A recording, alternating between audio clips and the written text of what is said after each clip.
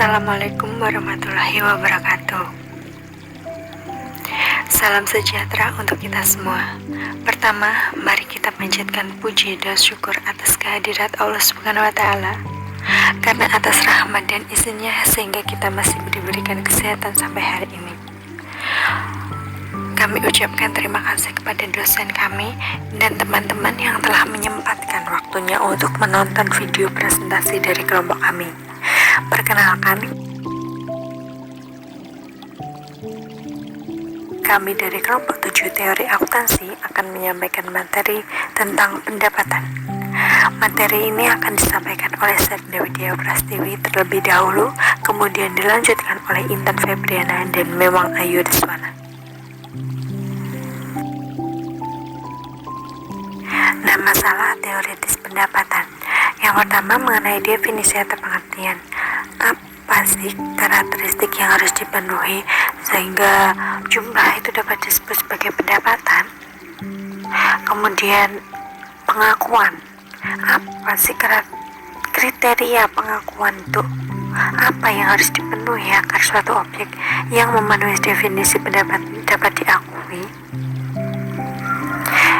Nah, biasanya masalah pengertian dan pengakuan ini adalah masalah yang pada level perekayasaan, sehingga keduanya itu masuk dalam rangka konseptual gitu ya. Kemudian untuk saat pengakuan itu apa kaidah pengakuan, kapan kriteria pengakuan pendapatan itu terpenuhi, atau peristiwa atau kejadian apa menandai bahwa kriteria pengakuan itu telah dipenuhi. Biasanya pada saat pengakuan ini adalah masalah kebijakan pada level penyusunan standar, yang artinya atas dasar konsep pengakuan yang ditetapkan dalam rangka konseptual, penyusunan standar itu menentukan pilihan untuk menggunakan saat pengakuan pendapatan tertentu untuk jenis perusahaan tertentu. Kemudian prosedur pengakuan. Kejadian apa sih atau kegiatan apa yang dapat dilakukan untuk memicu pencatatan jumlah rupiah pendapatan ke dalam sistem akuntansi? Biasanya itu prosedur pengakuan ini adalah masalah teknis pembukuan di tingkat perusahaan yang mana diwujudkan dalam kebijakan akuntansi perusahaan.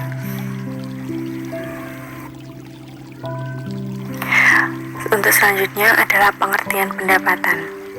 Pendapatan itu dapat didefinisikan dari berbagai konsep. Dari konsep aliran masuk, itu pendapatan adalah kenaikan aset. Sedangkan jika dengan konsep aliran keluar, pendapatan adalah penyerahan produk yang diukur atas penghargaan produk tersebut.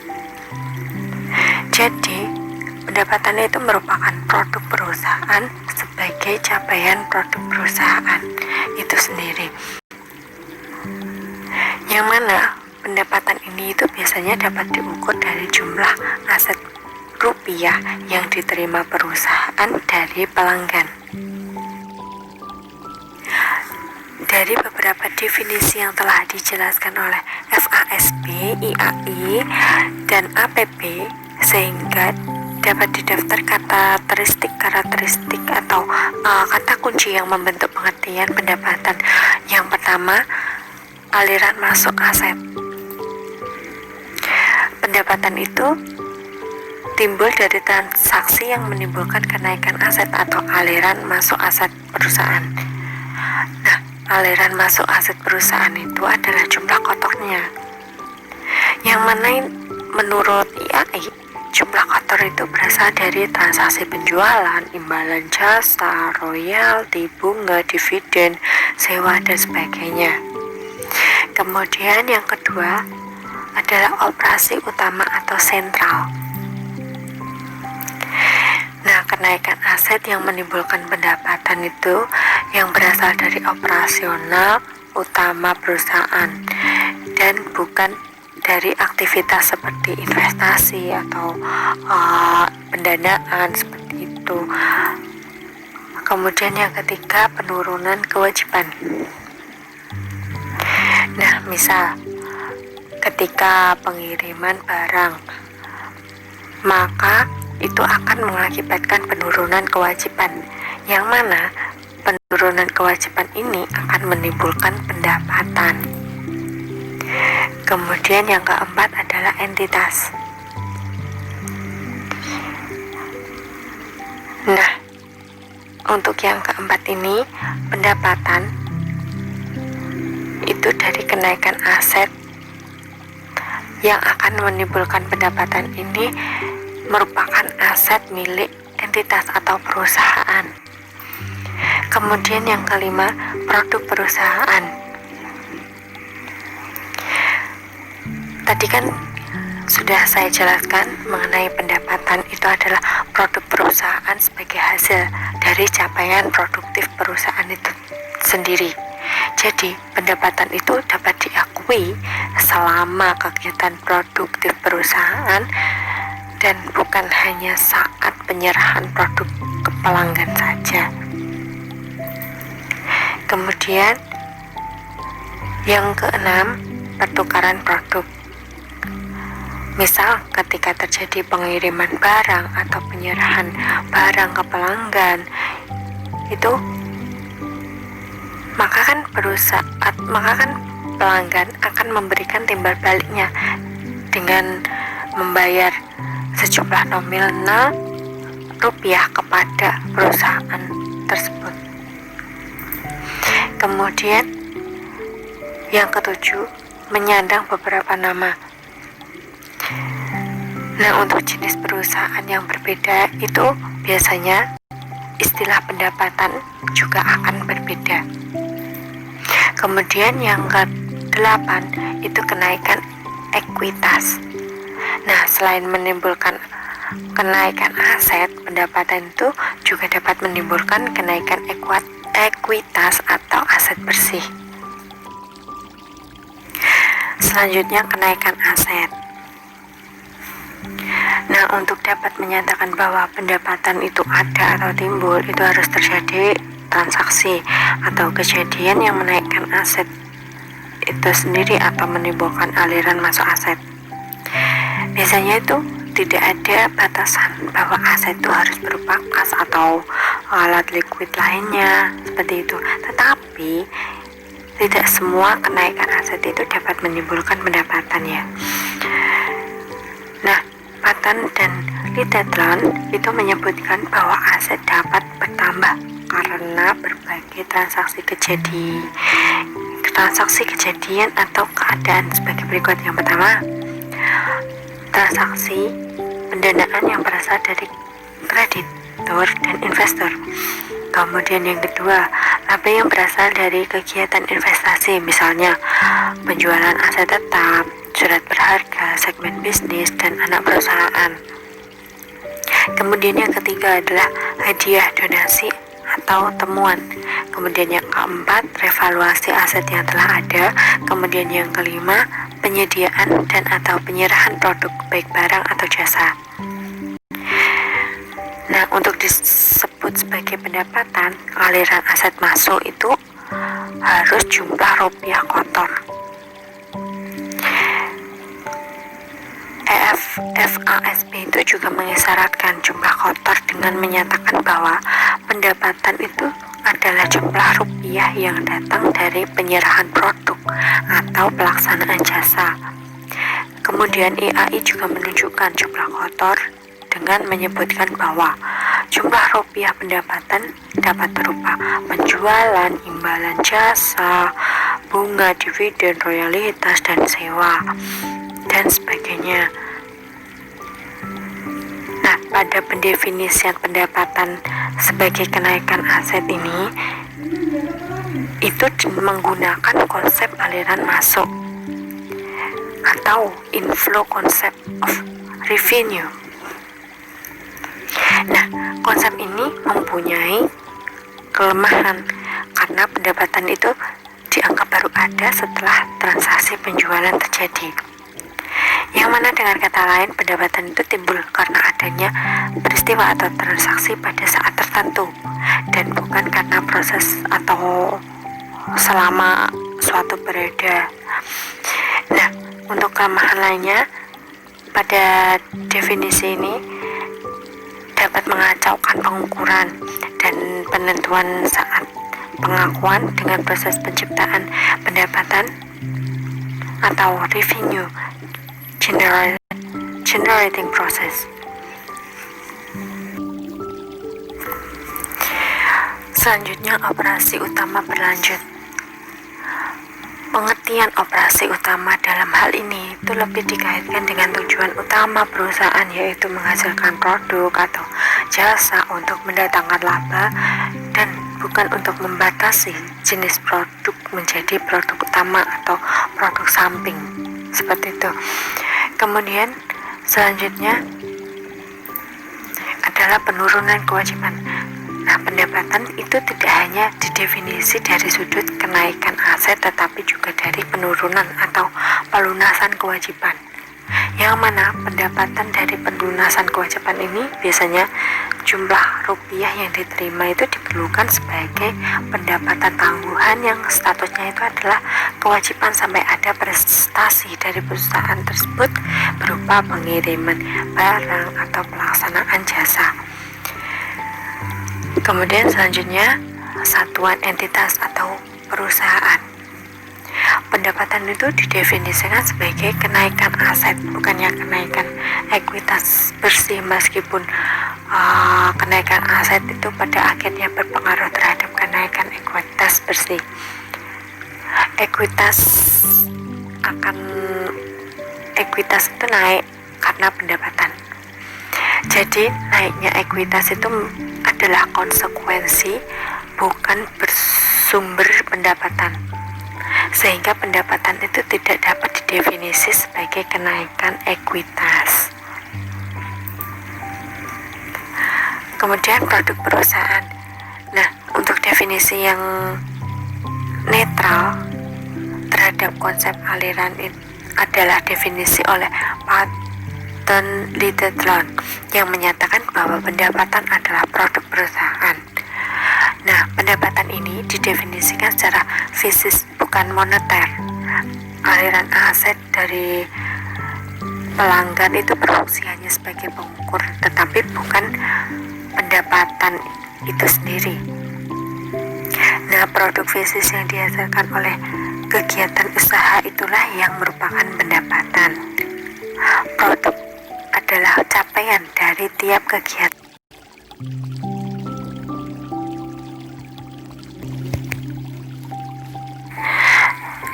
Yang mana dengan menyatakan bahwa pendapatan adalah produk perusahaan, definisi oleh Patton Littleton ini bisa dibilang bersifat netral.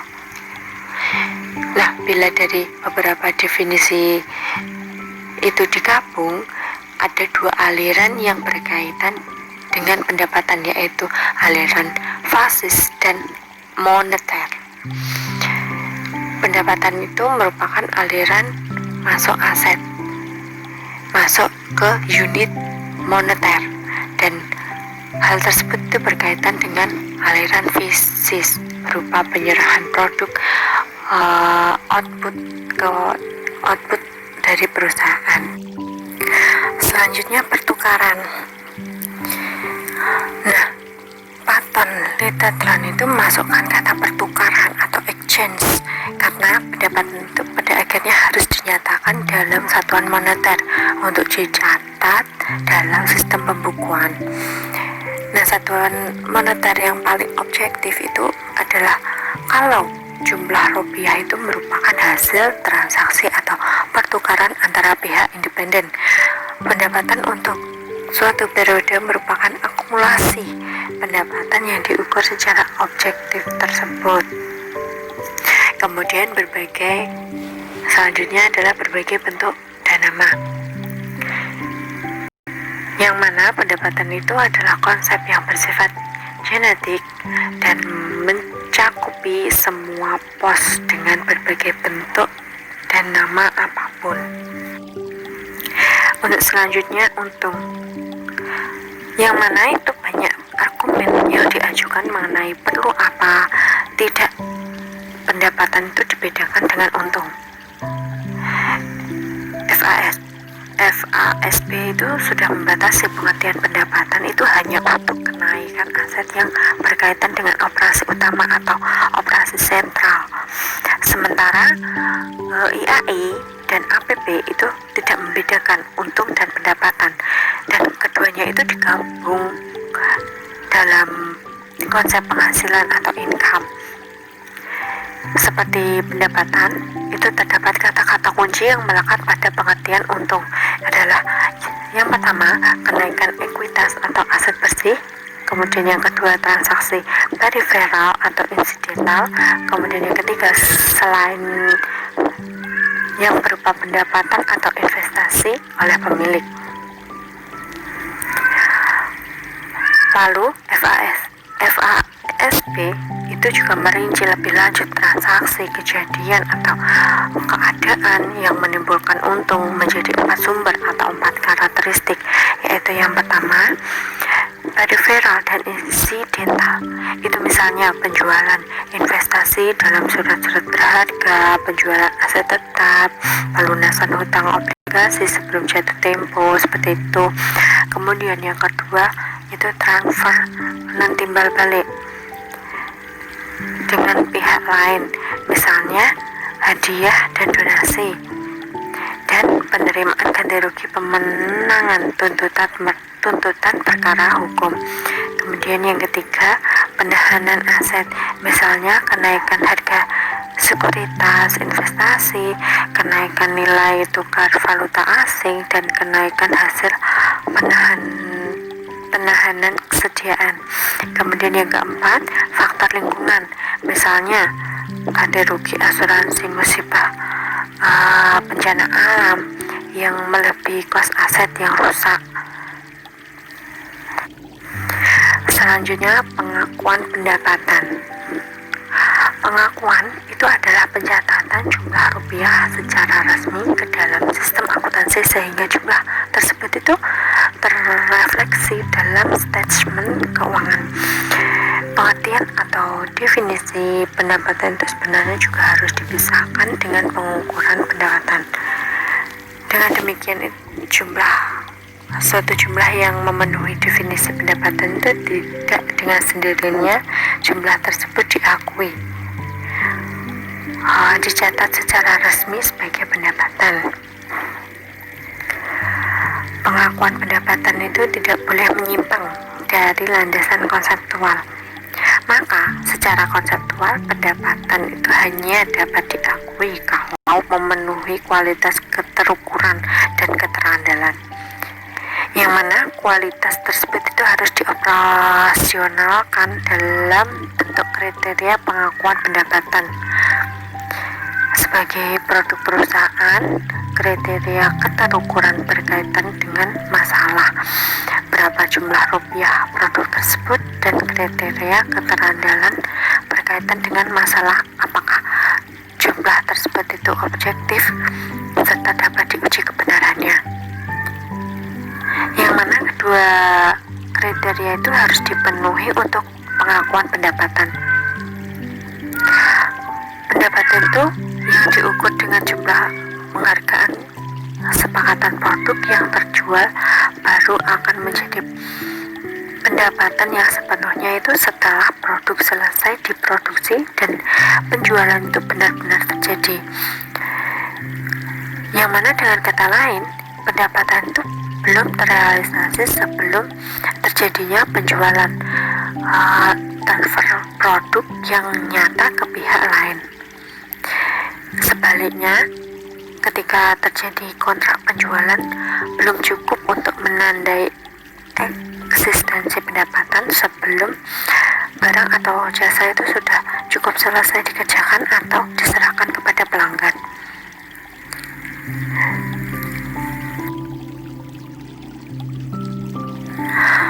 Pembentukan pendapatan. Pembentukan pendapatan adalah suatu konsep yang berkaitan dengan masalah kapan dan bagaimana sesungguhnya pendapatan itu timbul atau menjadi ada. Konsep pembentukan pendapatan itu menyatakan bahwa pendapatan itu terbentuk, terhimpun, atau terhak bersamaan dengan dan melekat pada seluruh atau totalitas proses berlangsungnya operasi perusahaan dan bukan sebagai hasil transaksi tertentu. Dengan kata lain, sebelum penjualan itu terjadi, pendapatan itu sudah dianggap terbentuk seiring dengan berjalannya operasi perusahaan. Yang mana konsep pembentukan ini sering disebut dengan pendekatan proses pembentukan pendapatan atau pendekatan kegiatan. Pendekatan ini dilandasi oleh konsep dasar upaya dan hasil atau capaian serta kontinuitas usaha, yang mana biaya itu mempresentasikan upaya dan pendapatan itu mempresentasikan capaian, karena tujuan utama perusahaan itu adalah menciptakan laba yang besar gitu. Dan operasi perusahaan itu dalam arti luas mempresentasikan upaya, sedangkan produk yang dihasilkan itu merupakan capaian. Sehingga dapat dikatakan bahwa setiap kali cost itu terjadi dalam tiap tingkat operasi perusahaan, maka sejumlah laba telah terbentuk secara proporsional dengan cost yang terjadi. Dengan kata lain, begitu cost itu diolah, maka pendapatnya bila perusahaan itu belum melakukan kegiatan operasi apapun, maka pendapatan belum terbentuk. Nah, pendekatan ini juga dilandasi oleh konsep homogenitas cost, yaitu bahwa semua tahap kegiatan atau unsur di dalamnya yang dipresentasi oleh cost mempunyai kedudukan atau arti penting yang sama dalam menghasilkan pendapatan. Selanjutnya, saya akan menjelaskan mengenai realisasi pendapatan. Pendapatan baru dapat dikatakan terjadi atau terbentuk pada saat terjadi kesepakatan atau kontrak dengan pihak independen atau pembeli untuk membayar produk, baik produk telah selesai dan diserahkan ataupun belum dibuat sama sekali. Konsep realisasi lebih berkaitan dengan masalah pengukuran pendapatan secara objektif dan lebih bersifat kriteria pengakuan daripada bersifat makna pendapatan. Konsep realisasi atau pendekatan transaksi lebih menekankan kepada kejadian atau event yang dapat menandai pengakuan pendapatan, yaitu yang pertama, kepastian perubahan produk menjadi potensi jasa lain melalui proses penjualan yang sah atau semacamnya, atau misalnya kontrak penjualan. Yang kedua, penguatan atau validasi transaksi penjualan tersebut dengan diperolehnya saat aset lancar, kas, setara kas, atau piutang.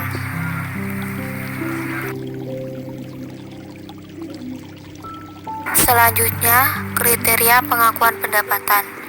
Ada dua kriteria pengakuan pendapatan. Yang pertama, terrealisasi atau cukup pasti terrealisasi.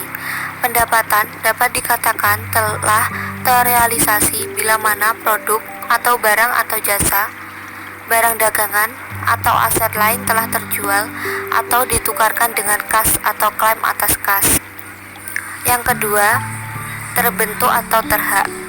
Pendapatan dapat dikatakan telah terbentuk bila mana perusahaan telah melakukan secara substansial kegiatan yang harus dilakukan untuk dapat menghaki manfaat atau nilai yang melekat.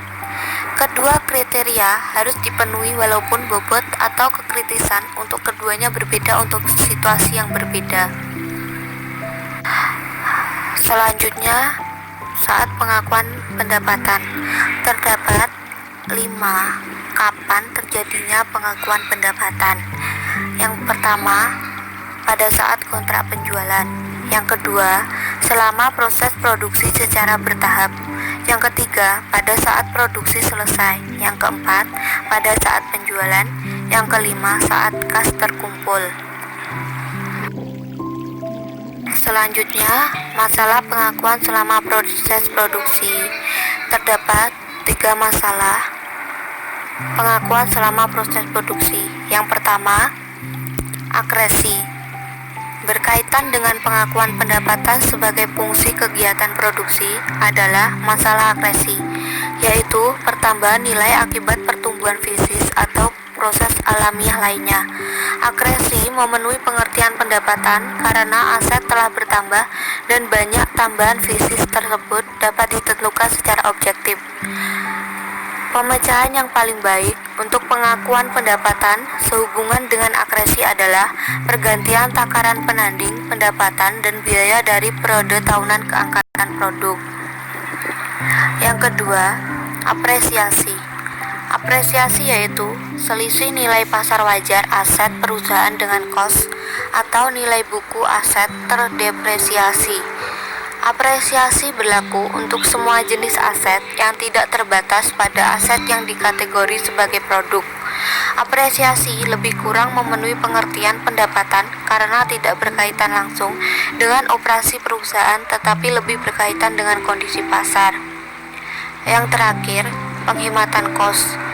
Dua pos yang bersangkutan dengan proses pembelian yang sering dianggap sebagai pendapatan yaitu potongan pembelian dan pembelian dengan harga murah atau pembelian beruntung. Potongan pembelian tidak memenuhi definisi pendapatan karena berkaitan dengan proses pembelian yaitu proses pemerolehan aset pada tingkat awal. Selanjutnya, masalah pengakuan saat penjualan. Yang pertama, kembalian dan potongan tunai. Kembalian atau return untuk suatu periode yang timbul akibat barang cacat atau rusak dicatat dengan membalik jurnal yang telah dibuat pada saat penjualan dengan jumlah rupiah pengembalian. Adanya potongan tunai penjualan sama sekali tidak menghalangi pengakuan pendapatan pada saat penjualan. Potongan tunai adalah potongan yang ditawarkan penjual melalui terma penjualan. Yang kedua, hak pengembalian barang.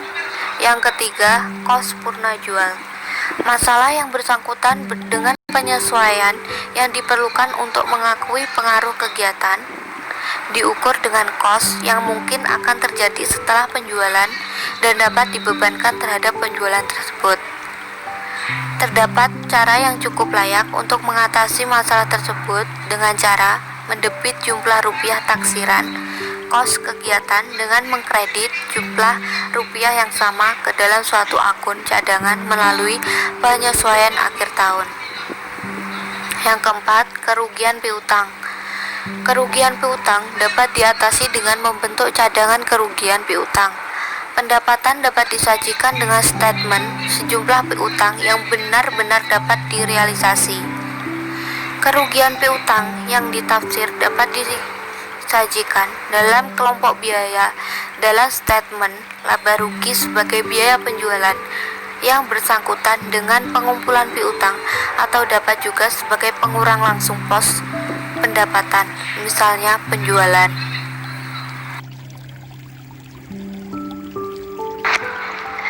Materi selanjutnya yaitu kos purna jual. Prosedur yang umum dilakukan untuk mengantisipasi kos semacam itu adalah mendebit jumlah rupiah taksiran kos kegiatan dan mengkredit jumlah rupiah yang sama ke dalam suatu akun cadangan melalui penyesuaian akhir tahun. Dari segi konsep penandingan, penyesuaian semacam itu merupakan suatu langkah yang cukup masuk akal dalam upaya menandingkan pendapatan dan biaya yang tepat untuk periode tertentu.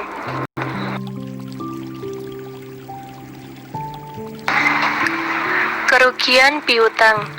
Keberatan lain terhadap dasar penjualan adalah pendapatan yang menyatakan bahwa piutang bukanlah merupakan bukti yang efektif terhadap realisasi pendapatan. Alasannya, piutang tersebut bukan merupakan sarana atau medium yang dapat digunakan sebagai alat pembayaran, sehingga sangat kurang tepat digunakan sebagai pengukur pendapatan. Meskipun pendapatan ini cukup beralasan, seperti juga pada masalah kos pasca jual, keberatan ini tidak mempengaruhi validitas penjualan sebagai dasar pengakuan pendapatan. Piutang dagang dan piutang wesel benar-benar merupakan aset yang diperoleh perusahaan dari kegiatan usaha dan merupakan kekayaan yang sah dari segi yuridis. Lagi pula, sebagai ketentuan umum, aset baru tersebut cukup liquid dan dalam keadaan tertentu dapat dijadikan sumber dana melalui proses penggadaian atau pendiskunan. Jadi, tidak mengakui bahwa penjualan kredit dapat mengukur pendapatan sama saja dengan tidak mengakui adanya pos aset lancar penting dan sah sebagai bagian dari kelompok aset perusahaan. Juga, dalam hal perusahaan jasa, sama saja dengan tidak mengakui bahwa penyerahan jasa merupakan suatu peristiwa yang menandai perubahan keuangan perusahaan secara nyata dan objektif. Transaksi penjualan. Melalui PSAK nomor 23, IAI membuat ketentuan untuk dapat mengakui pendapatan dari penjualan barang sebagai berikut.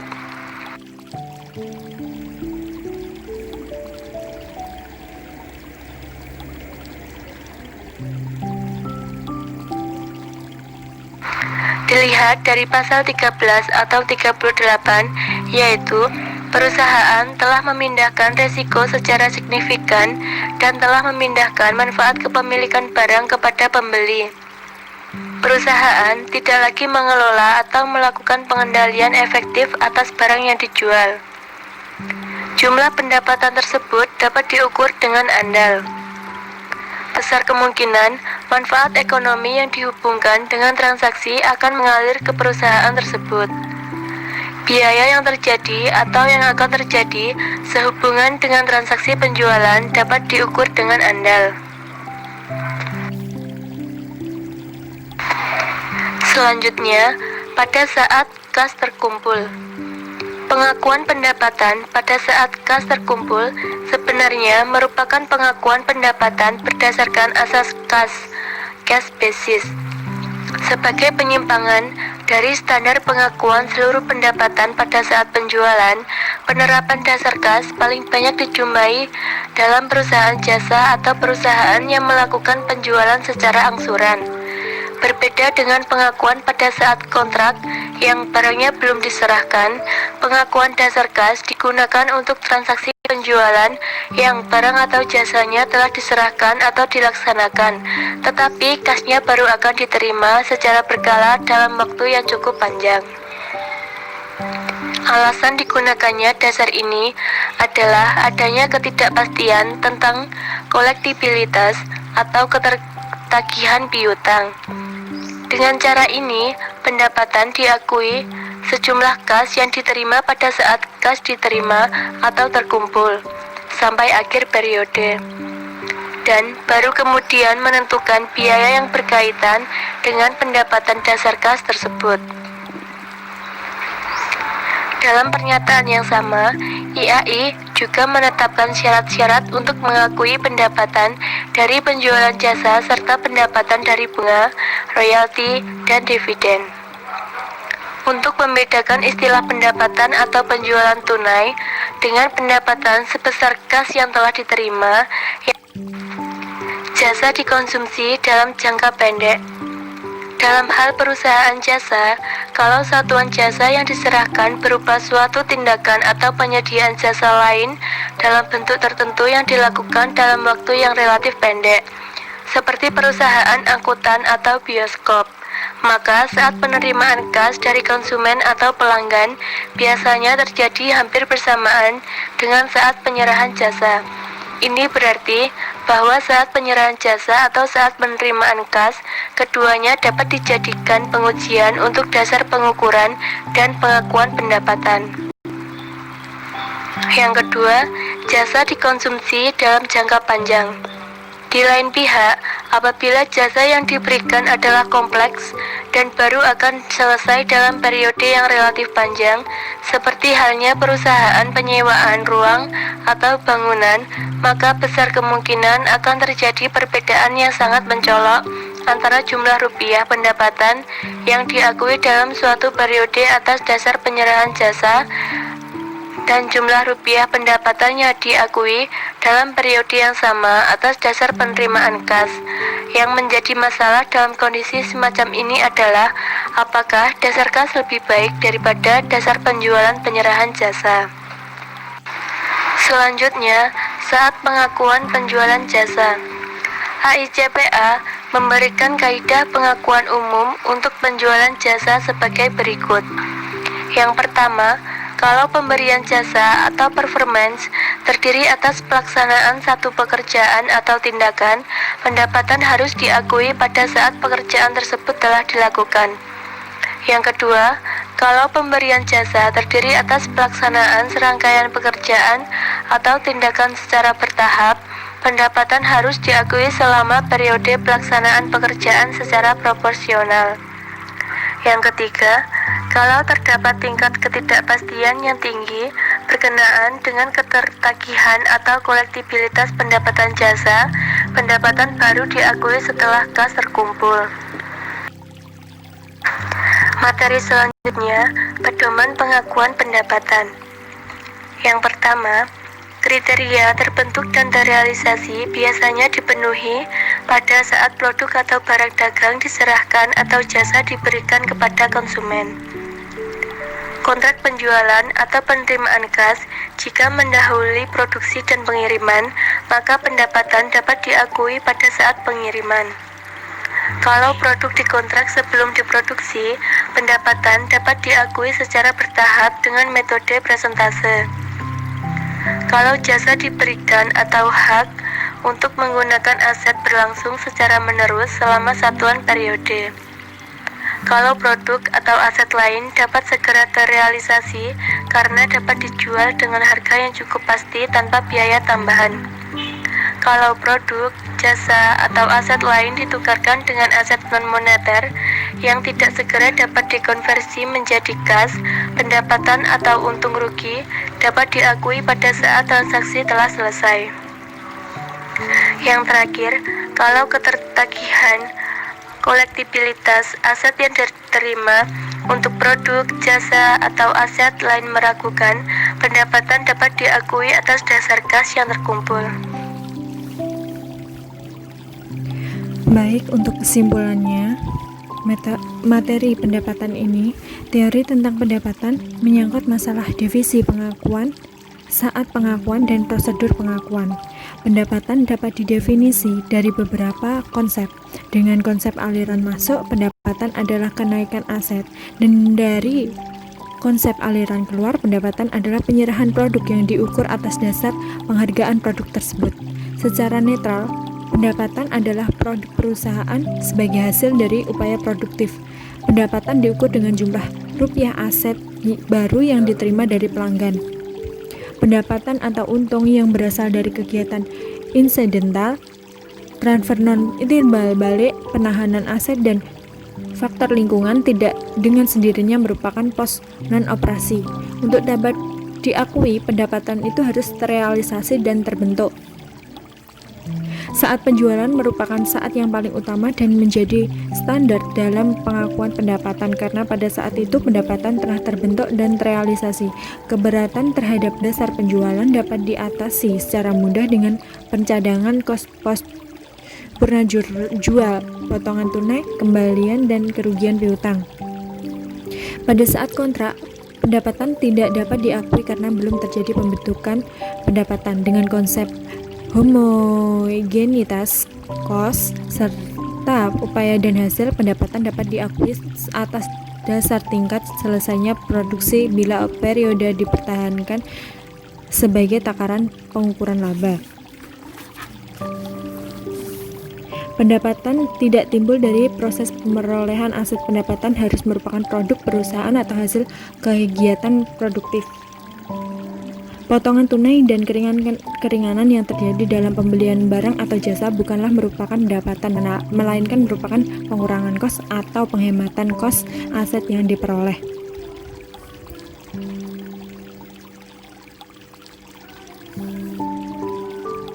Penjualan harus diartikan secara ekonomik. Dengan terjadinya penjualan, berarti kos produk telah berubah bentuk menjadi aset baru yang sudah pasti jumlah rupiahnya.